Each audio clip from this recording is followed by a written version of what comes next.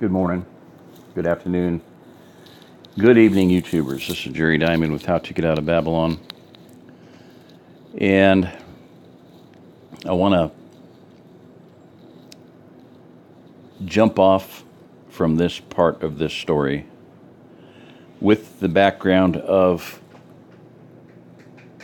Lights Out that we've read. Most of you, I assume, have been with me through that. And I want to, I'm just going to do a close-up of that if I can get it on there. Guess I got to come over here. Sorry for the, picture of a bridge. It's kind of cool. Jersey's brother, I guess he works at Big Lots. I don't know if he got it there, but anyway, it was nice of him. Kind of a housewarming gift, picture of a bridge. And there's a story of the two brothers that had a falling out, and one brother was going away, and this carpenter guy came up, and he had a big pile of material, and he said, "I want you to build a wall between me and my brother. I never want to see him again. He's not welcome on my property, and I don't want to ever talk to him again or hear anything from him. Build me a wall."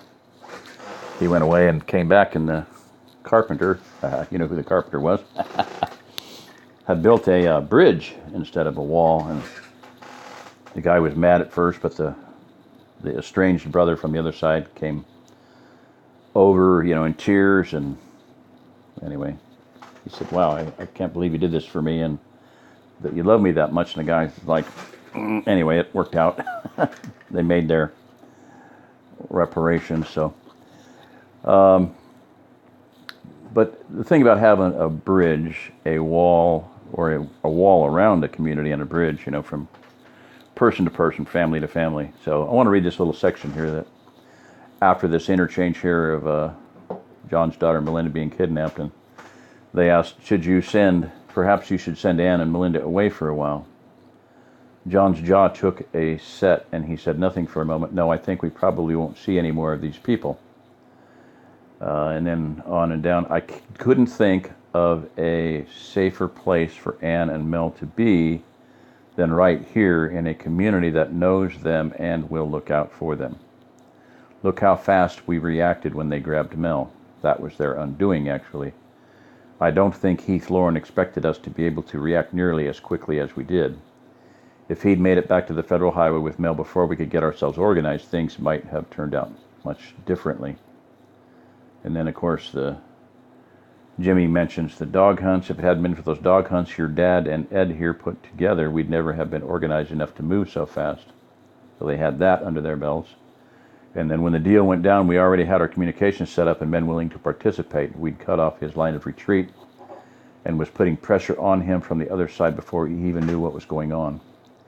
Even if he'd had a radio or scanner to listen in on our traffic, he couldn't have done much differently than what actually happened.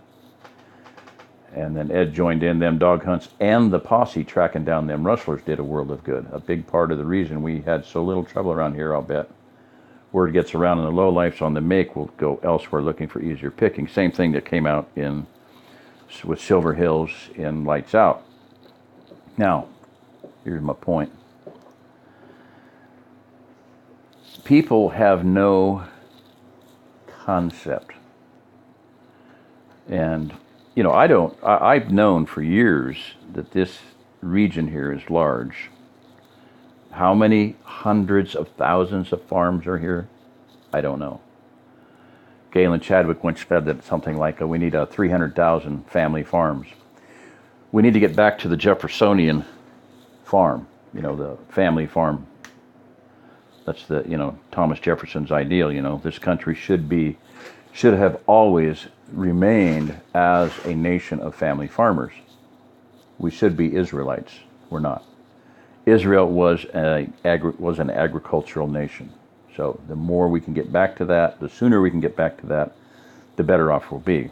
This region is large enough to have, I calculate, you can disagree or not, I don't really care what you think or what anybody thinks.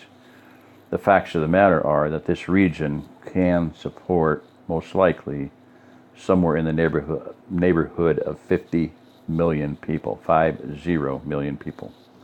That's based on a lot of years and a lot of thinking and a lot of, just facts, history. Switzerland, #1, is the biggest one. So anyway, it's possible. The capability is here, the wealth is here, the water's here, the woods are here for building, the wood for building and wood for heating. Wood gas, we build wood gas fires like they did in this story, no problem. There's enough wood here to power probably the entire state of Missouri. Well, maybe several states. It doesn't use that much. So anyway, community is critical. Now, I want to talk about what's been happening, and that is that so many people, and this is just because up until this point in time, they have had no election. They've had no choice. In other words, gentlemen, we have no election. Well, okay, where interruptions? Yeah, screenshots. There we are. Okay. They really haven't had a choice. A man today, just today, drove from Wyoming. Now, whether he started yesterday or whatever is irrelevant, but he texted me when he was in Kansas City. We're really excited about being in Missouri. It's him and his daughter. He bought 1 acre. It's bare land, instant acres or homestead crossings, one of the two. There's Ozark land, but most people are buying from instant acres and homestead crossings. I don't know why. It just seems to be but these people are making money hand over fist. My point is that, a lot of these people are going to be hurting big time, especially before winter. If they think they're going to, they're hopefully they can. But if we're going into a grand solar minimum, which is the fly in the ointment, the monkey wrench and the whole thing, it's going to get dicey, really dicey for a lot of people. And I'm not saying anything one way or another on that. That's not the topic of this talk. The topic of this talk is we have got to do something different, and we need to do it really quick. Okay? So that's where I'm starting out. Now, the video I'm going to pull up here is, if I can see it real quick. All right. It's a couple that is, maybe I didn't do a screenshot of that one, or living stupid. All right, well, there's a couple that's how we bought land from 1,500 miles away. Okay, I'll just tell you, Living Traditions, I'll put a link down there when I'm done. Living Traditions Homestead, and I'm going to go just through a few of, because they're helping people. They're telling people how they did it. And I would suggest, if anybody's thinking about, if you're in the city and you're in the process of selling your home, get with people like that, listen to them. They've done it. Okay. There's other people that don't necessarily live in the Ozark Plateau. There's a couple back east. They're in Kentucky, West Virginia, somewhere like that. South Carolina, I don't remember. And they bought land for, quote unquote, $200 an acre. Well, what they did was they bought land, logged the timber, and, they should have made a ton of money off the scrap metal on the property, but they bought an absolutely trashed property and came out pretty good on it. Basically, in essence, they offered $50,000 for 100 acres, and they logged off $30,000 worth of timber. So they got the land basically for $20,000, $200 an acre. Okay, so another couple that have been helping a lot of people doing a whole lot is Chris and Joe. Bam. Okay.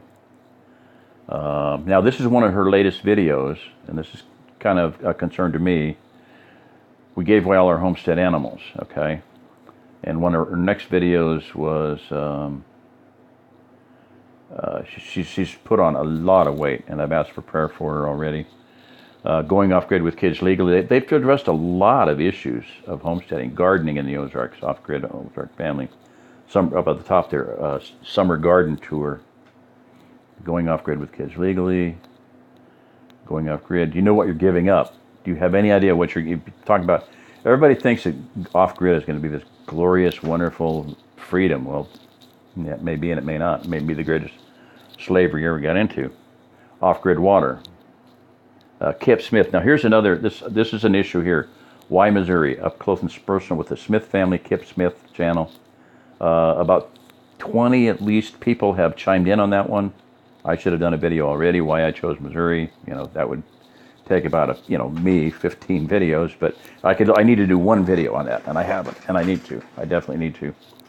So pitch in on that subject, but we really need to stress you're not talking Missouri specifically per se. You're talking Ozarks.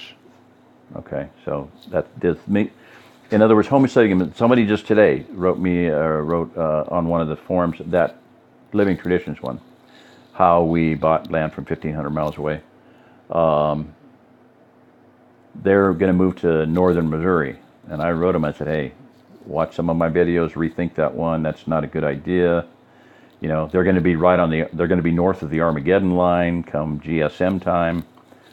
They're going to be right in the dead zone of if there's a civil war, 100-mile wide, DMZ, demilitarized zone, dead man zone, whatever you want to call it. So, not a good idea. Off-grid water. This is Chris and Joe.